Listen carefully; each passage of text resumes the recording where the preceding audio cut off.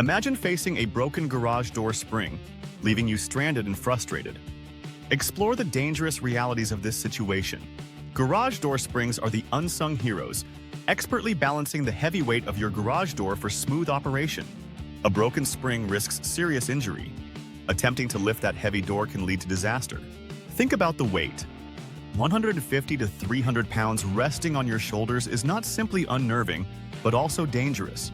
Using an automatic opener without spring support can lead to motor burnout, resulting in even more costly repairs. Injuries can occur swiftly when a garage door slams shut unexpectedly, catching fingers or limbs in the process. Avoid pushing your luck. Forcing the door open can damage tracks and cables, complicating an already challenging repair situation.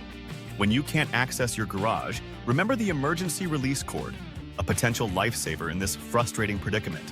Contacting a professional is the best solution, as their expertise ensures safety and swift repairs without unnecessary risk.